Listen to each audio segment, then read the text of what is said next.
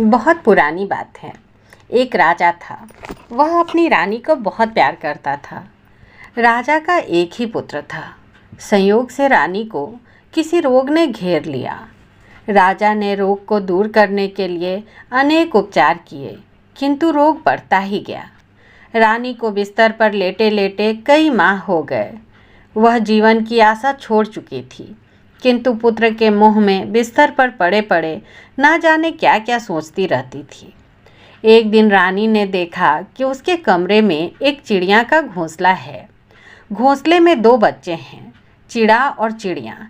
बड़े प्यार से दोनों बच्चों का पालन करते हैं। 2-3 दिनों के बाद रानी ने देखा कि चिड़िया की मृत्यु हो गई। बच्चों को पालने के लिए चिड़े ने दूसरी चिड़िया से विवाह कर लिया। दूसरी चिड़िया थोड़े दिनों तो दोनों बच्चों को पालती रही, परंतु जब उसके भी बच्चे हो गए तो वह अपने बच्चों को पालने लगी और पहली चिड़िया के बच्चों को मारने पीटने लगी। फिर एक दिन रानी ने देखा कि दूसरी चिड़िया ने पहली चिड़िया के दोनों बच्चों को मारकर नीचे गिरा दिया। रानी यह सब देखकर बहुत दुखी हुई और सोचने लगी, यदि मेरी मृत्यु के बाद राजा ने शादी कर ली तो दूसरी रानी भी मेरे बच्चों को ऐसे ही सताएगी। शाम को जब राजा आए तो रानी ने कहा, महाराज, मेरा जीवन दीप अब बुझने वाला है। मेरी एक अंतिम इच्छा है, यदि माने तो कहूँ। राजा ने दुखी स्वर में कहा, रानी, तुम जो कुछ कहना चाहती हो कहो, मैं तुम्हारी हर इच्छा पूरी करूँगा। रानी ने कहा, मेरे मरने के बाद आप दूसरी शादी न कीजिएगा, क्योंकि नई रानी मेरे पुत्र को अपने बच्चों जैसा प्यार नहीं करेगी। राजा ने वचन दिया, मैं कदापि दूसरी शादी नहीं करूँगा। किंतु रानी की मृत्यु के पश्चात राजा थोड़े ही दिनों बाद अपनी प्रतिज्ञा नहीं निभा पाया। उसके राज्य की प्रजा बिना रानी के सूना महल नहीं देखना चाहती थी, इसलिए प्रजा के अनुरोध पर राजा को दूसरी शादी करनी ही पड़ी। राजा के महल में नई रानी आ गई। राजा राजकुमार को नई रानी के सुपुर्द करके राजकाज में लग गया। थोड़े दिनों तो नई रानी राजकुमार की देखभाल करती रही, किंतु जब उसके भी 2 पुत्र हो गए तो उसका ध्यान अपने बच्चों की सेवा में लग गया। बड़ा राजकुमार अब उसे फूटी आंखों भी नहीं सुहाता था, किंतु बड़ा राजकुमार राज्य के उत्तराधिकारी की भांति महल में घूमता फिरता और चैन से दिन बिताया करता। यह बात नई रानी के लिए असहनीय हो गई। आखिर बड़े राजकुमार को मरवाने के लिए नई रानी ने एक उपाय सोचा और झट बिस्तर पर लेटकर कराहना शुरू कर दिया। राजा को जब रानी की बीमारी की सूचना मिली तो दौड़े दौड़े महल में आया। राजा ने रानी को बहुत दुखी देखकर राजवैद्य को बुला भेजा, परंतु रानी ने कहा, नहीं, मेरा रोग राजवैद्य से नहीं ठीक होगा। मेरे कलेजे में बहुत पीड़ा हो रही है। मैं तभी बचूंगी जब बड़े राजकुमार का कलेजा निकालकर मेरे कलेजे पर रखा जाएगा। बेचारे राजा रानी की बातें सुनकर दंग रह गए, किंतु रानी ने हठपूर्वक कहा, यदि बड़े राजकुमार का कलेजा मेरे कलेजे पर नहीं रखा जाएगा तो निश्चय ही आज मेरा प्राणांत हो जाएगा। आखिर रानी की हठ राजा को माननी ही पड़ी।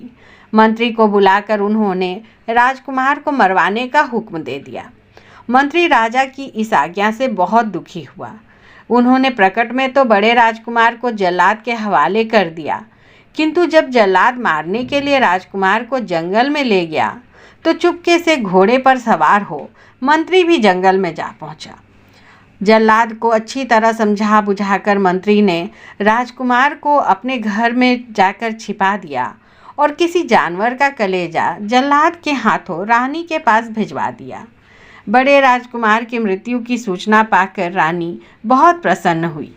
उसने सोचा, अब केवल मेरे ही दोनों पुत्र राज्य के उत्तराधिकारी होंगे। इसके बाद कुछ दिन और बीते। बड़ा राजकुमार चुपके चुपके मंत्री के घर में पलने लगा।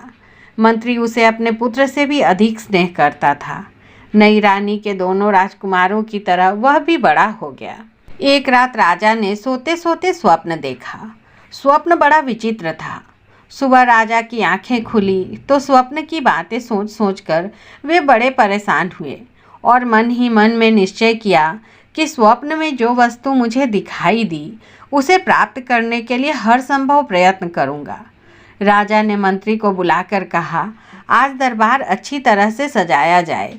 सभी प्रमुख कर्मचारियों के अतिरिक्त आज प्रजा और मेरे दोनों पुत्रों को भी दरबार में उपस्थित होने की आज्ञा दे दो। मुझे आज एक जरूरी घोषणा करनी है। राजा की आज्ञा अनुसार दरबार को खूब सजाया गया। सभी मंत्रीगण, प्रजाजन और दोनों राजकुमार भी दरबार में उपस्थित हुए। राजा ने घोषणा की, मैंने रात स्वप्न में एक पिंजरा देखा है। उस पिंजरे के भीतर संसार के सभी आकर्षक वस्तुएं दिखाई देती थीं। ऐसे स्वप्न घोर पिंजरा को जो लाकर मेरे सामने उपस्थित करेगा उसे आधा राज्य दिया जाएगा। इसके बाद थाली में रखे हुए पान के बीड़े की ओर संकेत करके राजा ने कहा, जो व्यक्ति स्वप्न घोर पिंजरा को लाना चाहता हो आगे बढ़कर पान का बीड़ा उठा ले। किंतु दरबार में बैठे हजारों लोगों में से किसी ने भी पान के बीड़ा नहीं उठाया। उस दिन काफ़ी देर तक दरबार लगा रहा। जब किसी ने भी बीड़ा नहीं उठाया तो राजा ने दूसरे दिन भी सभी को दरबार में हाजिर होने को कहा। दरबार समाप्त होने पर मंत्री जब अपने घर गया तो बड़े राजकुमार ने पूछा, प्रतिदिन तो आप इससे बहुत पूर्व घर आ जाते थे, आज इतनी देर कहाँ लगा दी? मंत्री ने कुछ भी उत्तर नहीं दिया और कहा, बेटा, सब राजकाज की बातें हैं, तुम्हें इन बातों से क्या मतलब? राजकुमार चुप हो गया। परंतु जब दूसरे दिन भी मंत्री देर से घर पहुंचा तो राजकुमार ने फिर पूछा, आज फिर आप देर से आए हैं, क्या कारण है जो आप इन दिनों देर से घर लौटते हैं? मंत्री ने कहा, बेटा, बड़ी अजीब बात है। राजा ने स्वप्न में एक पिंजरा देखा है। उनका कहना है कि संसार की सभी आकर्षक वस्तुएं उस पिंजरे में दिखाई देती हैं। उस स्वप्न घोर पिंजरा को लाने वाले को राजा आधा राज्य देने को कहते हैं। इसलिए 2 दिन से दरबार लगता है, परंतु कोई भी व्यक्ति स्वप्न घोर पिंजरा लाने के लिए बीड़ा नहीं उठाता। इसलिए मुझे लौटने में देर हो जाती है। राजकुमार ने पूछा, तो क्या कल भी राजा दरबार लगाएगा? मंत्री ने कहा, हाँ, कल भी दरबार लगेगा। दूसरे दिन दरबार लगते ही राजा के दोनों लड़कों ने बीड़ा उठा लिया और कहा, हमें एक नाव बनवा दीजिए। साल भर के लिए पूरा प्रबंध करके हम स्वप्न घोर पिंजरा ढूंढने समुद्र पार जाएंगे। इधर बड़ा राजकुमार भी मंत्री के घर से निकलकर दूसरे वेश में दरबार में पहुंचा, परंतु दोनों राजकुमार बीड़ा उठा चुके थे, इसलिए उसे निराश ही लौटना पड़ा। दरबार समाप्त होने पर जब मंत्री वापस घर आया तो बड़े राजकुमार ने कहा, आप मेरे लिए भी एक छोटी सी नौका बनवाकर साल भर का प्रबंध कर दें। मैं दोनों राजकुमारों के साथ स्वप्न घोर पिंजरा ढूंढने जाऊंगा। मंत्री ने कहा, उन्हें तो राजा स्वयं खर्च देकर भेज रहा है। मेरे पास इतना धन कहाँ है जो तुम्हारे लिए व्यवस्था करूं? राजकुमार ने कहा, अधिक नहीं, केवल 3 माह के लिए ही व्यवस्था कर दीजिए।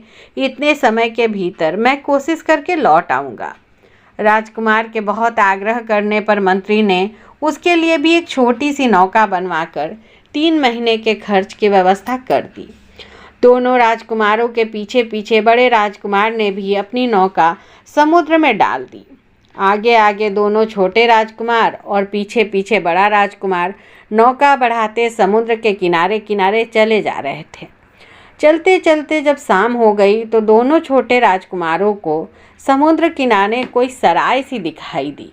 दोनों राजकुमार वहां रुककर विश्राम करने का विचार कर ही रहे थे कि तभी किसी ने जोर से पुकारा, आओ आओ, यहाँ रात को विश्राम करने की अच्छी व्यवस्था है। दोनों राजकुमार अपनी अपनी नौका किनारे बांधकर उसके पास गए। वह एक ठग था जो कि समुद्र के किनारे घर बनाकर रहता था और उधर से आने जाने वाले व्यापारियों को पासा खेलकर ठग लिया करता था। इन दोनों राजकुमारों से भी उस ठग ने पासा खेलने को कहा। पहले तो दोनों राजकुमार आनाकानी करते रहे, किंतु जब उसने बड़े बड़े प्रलोभन दिए तो दोनों भाई पासा खेलने के लिए तैयार हो गए। ठग बड़ा चालाक था। उसने पहले दांव में ही एक नाव जीत ली। दूसरे दांव पर राजकुमारों ने दूसरी नाव लगा दी, परंतु इस बार भी उनकी हार हुई। अंत में ठग ने कहा, जब खिलाड़ी के पास कुछ भी नहीं रहता तो वह अपने आप को ही दांव पर लगा देता है, इसलिए तुम दोनों को भी अपने को दांव पर लगा देना चाहिए। परंतु इस बार भी उनकी हार हुई।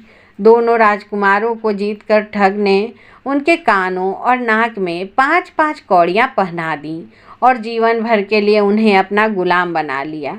इसके थोड़े ही देर बाद बड़ा राजकुमार भी अपनी नौका खेता हुआ वहाँ पहुँचा। उसी समय ठग ने पुकार कर कहा, आओ आओ, यहाँ रात्रि में विश्राम करने के लिए बड़ी अच्छी व्यवस्था है। बड़े राजकुमार ने भी नौका किनारे में बांध दी। धीरे धीरे चलकर जब वह ठग के पास पहुँचा तो ठग ने कहा, रात भर क्या करोगे, आओ पासा ही खेलें। बड़े राजकुमार ने कहा, हाँ हाँ जरूर पासा खेलेंगे। नौकाओं का बहाना बनाकर बड़ा राजकुमार कुछ देर तक वहाँ की दशा का पूरा अध्ययन करना चाहता था और थोड़ी ही देर में उसे सारी बातों का कुछ कुछ पता चल ही गया। काफ़ी देर इंतजार करने पर भी जब नौकाएं नहीं आई तो ठग ने कहा, तुम्हारी नौकाएं तो आई नहीं, आओ तब तक पासा खेलना शुरू करते हैं। परंतु राजकुमार ने कहा, मैं तुम्हारे साथ सवेरे पासा खेलूँगा, इस समय तो थक गया हूँ। मैं समुद्र के किनारे रेत पर सो जाता हूँ। सवेरा होते ही तुम्हारे साथ पासा खेलकर तब यहाँ से जाऊँगा। ठग ने राजकुमार की बात मान ली। रात अधिक बीत जाने के कारण वह अपने घर में जाकर सो गया। तो राजकुमार समुद्र में कमर भर पानी तक जाकर गंगा माता से प्रार्थना करने लगा। प्रार्थना करते करते जब ठीक आधी रात हुई तो गंगा माता प्रकट हुई। राजकुमार ने हाथ जोड़कर कहा, माँ, मेरे 2 भाइयों को इस ठग ने पासे में जीतकर सारा धन दौलत ले लिया है। अब मुझे भी पासे में जीतकर वह अपना गुलाम बनाना चाहता है। कृपा करके मुझे इस संकट से बचाओ। गंगा माता ने हाथ उठाकर आशीर्वाद देते हुए राजकुमार से कहा, निश्चिंत रहो, कल जब तुम पासा खेलोगे तो तुम्हारी जीत होगी, यह मेरा आशीर्वाद है। दूसरे दिन प्रातः ही ठग ने बड़े राजकुमार से पासा खेलने के लिए कहा तो राजकुमार तैयार हो गया। पहले दांव में राजकुमार ने एक नाव लगा दी। ठग न जाने किस बात से चूक गया, हार कर बड़े राजकुमार को एक नाव देनी पड़ी। दूसरे दांव में बड़े राजकुमार ने फिर एक नाव लगाई। इस बार भी ठग की हार हुई और राजकुमार के हवाले दूसरी नाव करनी पड़ी।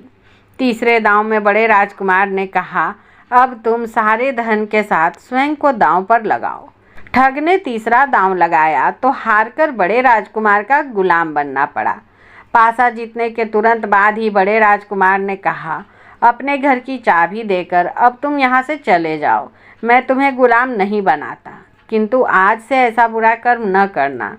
मकान की चाबी देकर ठग वहाँ से भाग गया। राजकुमार ने उसके मकान का ताला खोला तो उसमें दोनों राजकुमारों की तरह 50 गुलाम नाक कान में कौड़ियाँ पहने घूम रहे थे। उन सबको मुक्त कराकर बड़े राजकुमार ने दोनों राजकुमारों को भी मुक्त कराया और उनके कान नाक की कौड़ियों को थैले में रख लिया। दोनों राजकुमारों को मुक्त करा बड़े राजकुमार ने कहा, तुम दोनों यदि चाहो तो इस ठग के घर का सारा माल नाव पर लाद कर ले जा सकते हो।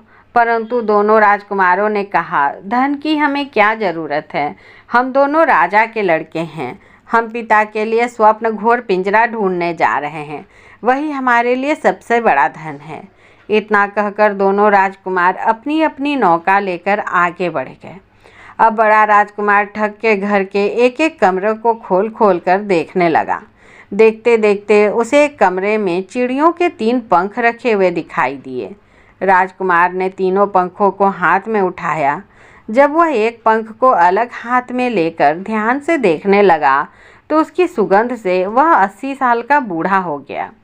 राजकुमार को अपनी यह दशा देखकर बड़ा आश्चर्य हुआ। उसने तुरंत ही दूसरा पंख सूंघकर देखा तो वह एकदम 18 वर्ष का युवक बन गया। इसके बाद उसने तीसरा पंख सूंघकर देखा तो वह बिल्कुल छोटा सा बच्चा बन गया। ऐसे गुणकारी पंखों को पाकर बड़ा राजकुमार बहुत ही प्रसन्न हुआ। केवल उन 3 पंखों को ही लेकर वह भी अपनी नौका पर सवार हुआ और किनारे किनारे आगे बढ़ गया।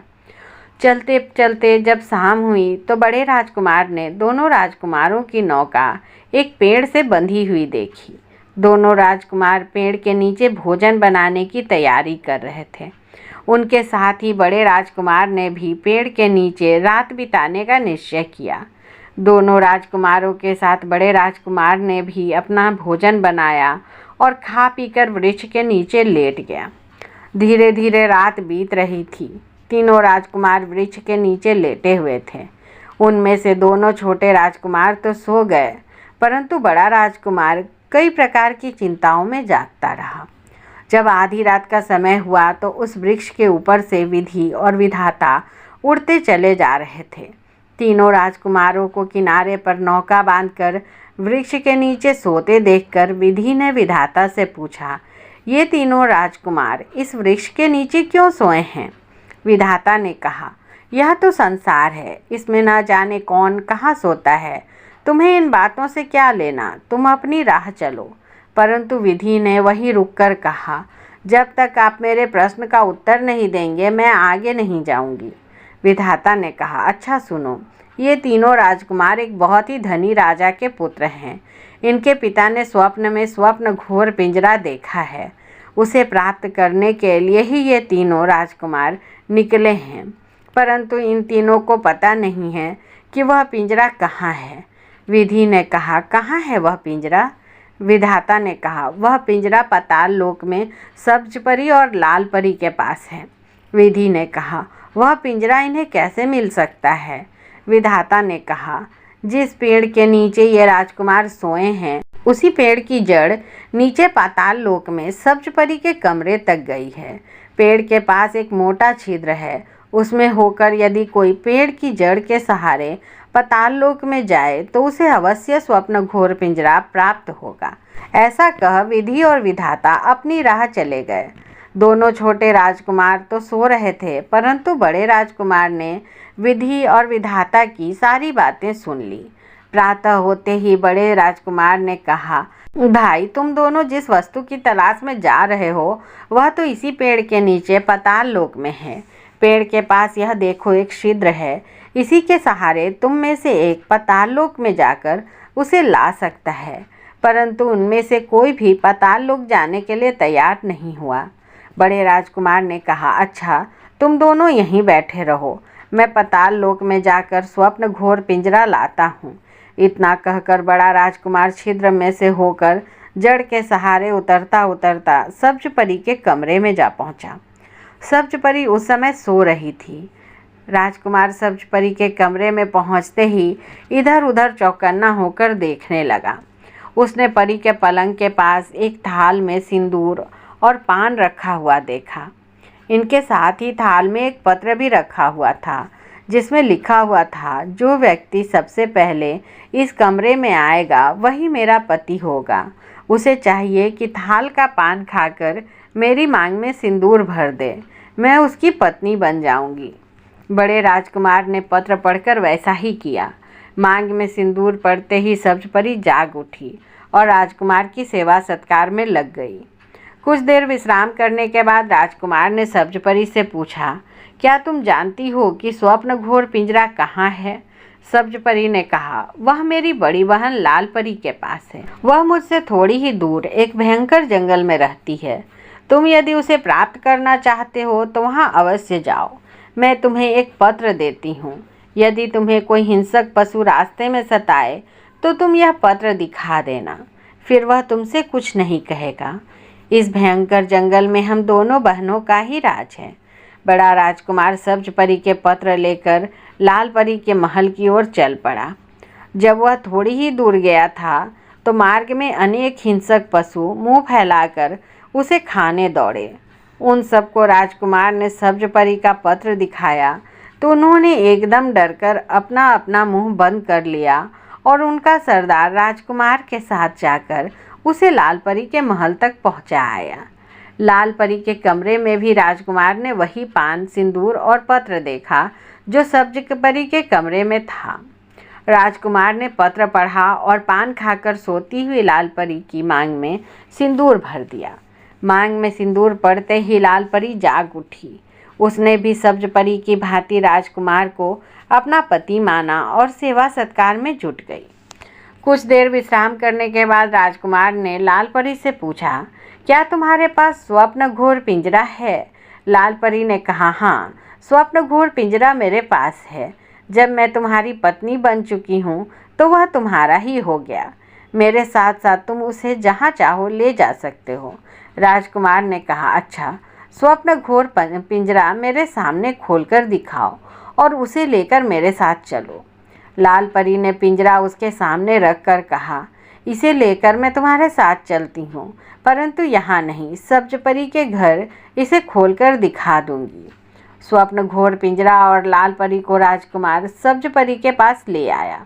वहाँ पहुँचने पर लाल परी ने राजकुमार को पिंजरा खोलकर दिखाया तो वह मूर्छित हो गया। उस पिंजरे में सारे संसार की अच्छी अच्छी वस्तुएं एक साथ दिखाई देती थीं। कुछ देर बाद जब राजकुमार को होश आया तो वह दोनों परियों से बोला, अब तुम दोनों मेरे साथ चलो। मेरे पिता ने स्वप्न घोर पिंजरा को स्वप्न में देखा था, उसी की खोज में मैं आया हूँ। दोनों परियों को साथ ले बड़ा राजकुमार जैसे ही वृक्ष की जड़ के सहारे ऊपर आया, वैसे ही वृक्ष की जड़ टूटकर नीचे गिर गई। ऊपर दोनों राजकुमार बैठे बैठे उसका इंतजार कर रहे थे, किंतु जब परियों के साथ राजकुमार ऊपर आया और स्वप्न घोर पिंजरा को संभालना चाहा तो उन्हें मालूम हुआ कि स्वप्न घोर पिंजरा तो सब्ज परी के कमरे ही में रह गया। अब तो बड़ा राजकुमार बड़ी चिंता में पड़ गया। दोनों परियों ने कहा, पेड़ की जड़ तो केवल एक बार आने जाने के लिए थी, नीचे पाताल लोक में अब कैसे कोई जा सकता है? बड़े राजकुमार ने दोनों राजकुमारों को कहा, यदि पिंजरा को ऊपर लाना चाहते हो तो मेरे साथ आओ और घास काटकर खूब लंबी रस्सी बनाओ। उसके सहारे मैं फिर पाताल लोक में जाकर पिंजरा लाऊंगा। तीनों राजकुमारों ने मिलकर घास काटी और दिन भर बांटकर बहुत लंबी रस्सी तैयार की।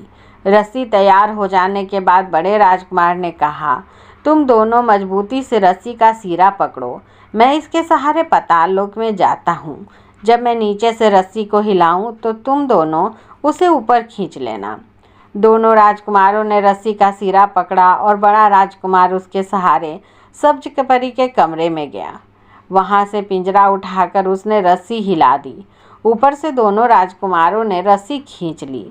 छिद्र के पास जब बड़ा राजकुमार पिंजरा लेकर पहुंचा तो दोनों राजकुमारों ने कहा, पहले पिंजरा दे दो, फिर तुम ऊपर आ जाना। बड़े राजकुमार ने पिंजरा दे दिया। दोनों राजकुमारों ने पिंजरे को हाथ में लेकर रस्सी काट दी। बड़ा राजकुमार फिर पाताल लोक में गिर गया और दोनों राजकुमार परियों सहित पिंजरे को ले राजमहल में वापस आ गए। बेचारा बड़ा राजकुमार पाताल लोक में जल के किनारे बैठा बैठा अपने भाग्य पर रो रहा था। उसकी की कराई सारी मेहनत मिट्टी में मिल गई। स्वप्न घोर पिंजरा हाथ से गया। अब पाताल लोक से निकलकर पृथ्वी पर जाना कठिन है। यही सोच सोचकर राजकुमार बड़े करुण स्वर में रो रहा था। उसका रोना सुनकर एक पीले मेढक ने जल में से निकलकर पूछा, क्या बात है भाई, तुम रो क्यों रहे हो? राजकुमार ने मेढक से सारी व्यथा कह सुनाई। मेढक ने बड़ी सहृदयता से कहा, रोहो नहीं भाई, मैं अपने सभी साथियों को बुलाकर लाता हूँ। हम एक के ऊपर एक चढ़कर पृथ्वी लोक तक तुम्हें पहुँचा देंगे। इतना कहकर मेढक जल के भीतर गया और अपने सभी साथियों को बुला लाया। जब सभी मेढक इकट्ठे हो गए तो एक मेढक ने राजकुमार को अपनी पीठ पर बिठा लिया। शेष सभी मेढक बारी बारी से उस मेढक के नीचे आते गए। हर मेढक नीचे आने पर अपना पेट फुलाकर ऊपर वाले मेढक को ऊंचा उठा देता। इसी तरह से लाखों मेढकों ने मिलकर राजकुमार को पाताल लोक से पृथ्वी लोक पर पहुंचा दिया। पृथ्वी तल पर आ जाने के बाद राजकुमार जितने मेढकों को हाथ से खींच सकता था खींचकर पृथ्वी तल पर पहुंचा दिया। कहते हैं तभी से पृथ्वी पर मेढक होने लगे। इससे पहले पृथ्वी तल पर मेढक नहीं होते थे। बड़े राजकुमार की नाव पेड़ से बंधी थी। उसने जल्दी जल्दी नाव को खोला और तेजी से महल की ओर चल दिया। कुछ समय के बाद जब वह महल के पास पहुंचा तो उसे मालूम हुआ कि दोनों राजकुमार स्वप्न घोर पिंजरा और दोनों परियों को लेकर पहुंच गए हैं। राजा दूसरे दिन दरबार में सबके सामने पिंजरा लेकर दोनों राजकुमारों का साहसिक कार्य सबको दिखाना चाहता था, इसलिए दूसरे दिन बड़े ठाट बाट से दरबार लगाया गया। सारी प्रजा बड़ी उत्सुकता से स्वप्न घोर पिंजरा देखने के लिए बैठी थी। राजा ने दोनों राजकुमारों को स्वप्न घोर पिंजरा दरबार के सामने पेश करने को कहा। दोनों राजकुमार स्वप्न घोर पिंजरा लाकर बड़े गर्व से राजा के सामने रख ही रहे थे कि दोनों परियों ने कहा, यह पिंजरा इन्हें नहीं बल्कि हमारे पति को मिला था। सारी प्रजा के साथ ही राजा भी चौंके और बोले, यह तुम क्या कह रही हो? तुम्हारा पति और कौन है वो? परियों ने कहा, इस पिंजरे को घोर संकटों का सामना करके पाताल लोक से लाने वाला हमारा पति है, जिसे इन्होंने पाताल लोक में गिराकर पिंजरे सहित हम दोनों को बंदी बना लिया है। दोनों राजकुमारों ने कहा, नहीं नहीं पिताजी, ये परियां झूठ बोल रही हैं।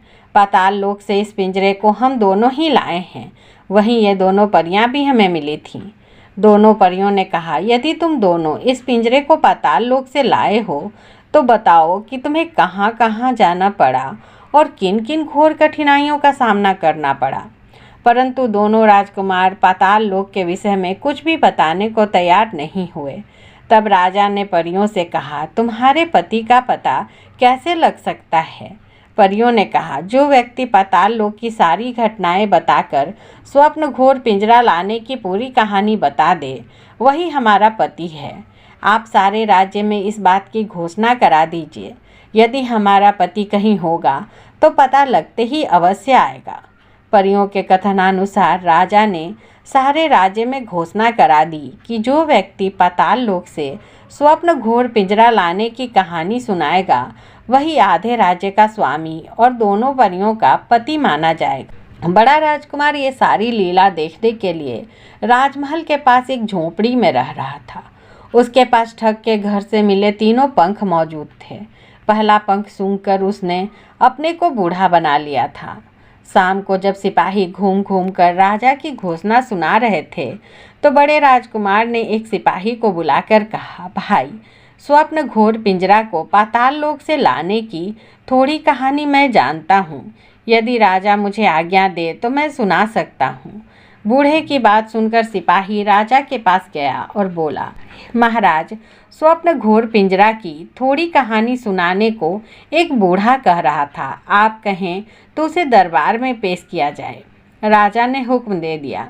दूसरे दिन दरबार लगा तो बूढ़े को दरबार में पेश किया गया।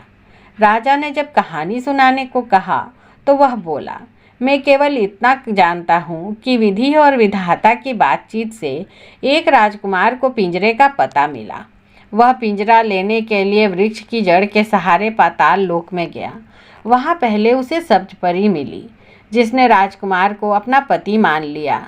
इसके आगे मैं कुछ नहीं जानता। दोनों परियां भी दरबार में उपस्थित थी। वे आपस में कानाफूसी करके कभी कभी कहती, यही वह राजकुमार है, कभी कहती, नहीं, यह तो कोई बूढ़ा है। किंतु इसे इतनी कहानी कैसे मालूम हुई? केवल इतनी सी कहानी सुनाकर बूढ़ा जब चुप हो गया तो राजा ने परियों से पूछा, क्या इतनी कहानी सच है? परियों ने कहा, हाँ सच है, पर यह बूढ़ा हमारा पति नहीं है।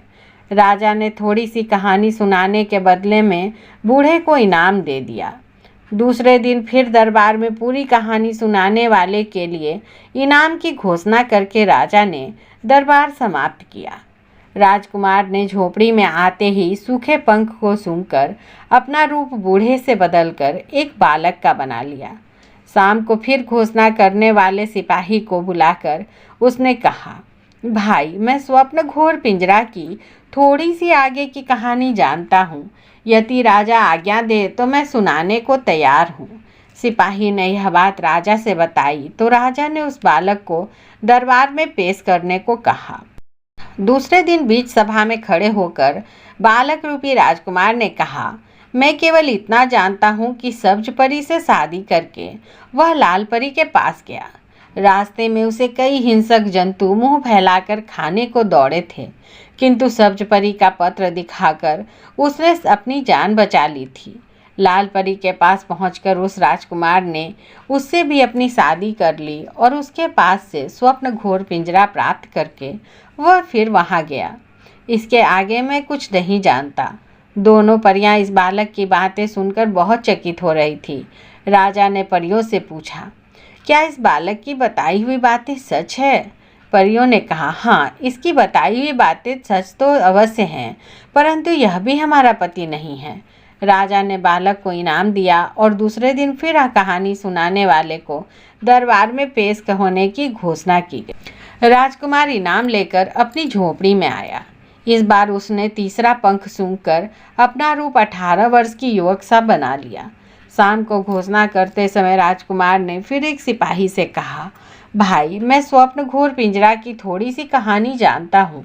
यदि राजा आज्ञा दे तो मैं सुनाने को तैयार हूँ। यह खबर जब सिपाही ने राजा के पास पहुँचाई तो राजा ने उस युवक को भी दरबार में पेश करने को कहा। दरबार में पेश होने पर नवयुवक रूपी राजकुमार ने कहा, लाल परी के साथ स्वप्न घोर पिंजरा लेकर राजकुमार सब्ज परी के पास आया। वहां से दोनों परियों को साथ लेकर वृक्ष की जड़ के सहारे बाहर आया। वहां से दोनों राजकुमार भी बैठे उसकी राह देख रहे थे, परंतु बाहर आने पर राजकुमार को मालूम हुआ कि स्वप्न घोर पिंजरा तो सब्ज परी के कमरे में ही रह गया। उनके बाहर आने के बाद वृक्ष की जड़ कटकर नीचे गिर गई थी, इसलिए इन दोनों राजकुमारों की सहायता से उसने घास की एक रस्सी तैयार की। जब उसके सहारे पाताल लोक में उतरकर राजकुमार पिंजरे के साथ वापस आया तो नीचे से ही स्वप्न घोर पिंजरा लेकर इन दोनों राजकुमारों ने रस्सी काट दी और वह राजकुमार फिर पाताल लोक में गिर गया। वही यह पिंजरा है और वही ये परियां हैं जिसे इन दोनों राजकुमारों ने लाकर दरबार में आपके सामने पेश किया। परियां उस नवयुवक की बातें सुनकर बहुत ही हैरान हो रही थीं। राजा ने परियों से पूछा, क्या यह कहानी बिल्कुल ठीक है?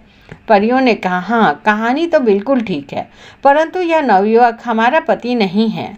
उसी समय राजकुमार ने अपनी वास्तविक शक्ल में आकर कहा, मैं ही तुम्हारा पति हूँ और मैं ही इस पिंजरे को घोर संकट झेलकर पृथ्वी पर लाया था। बड़े राजकुमार का वास्तविक रूप देखकर परियां बहुत प्रसन्न हुई और आनंद से गदगद होकर राजा से बोली, हाँ, यही हमारे पति हैं। इन्हें ही इन दोनों राजकुमारों ने रस्सी काटकर पाताल में गिरा दिया था। स्वप्न घोर पिंजरा इन्हीं को प्राप्त हुआ था। राजा ने भी परियों की बातों पर विश्वास कर लिया।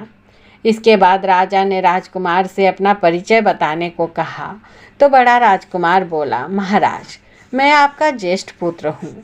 मुझे आपने जल्लादों द्वारा जान से मार डालने की आज्ञा दे दी थी।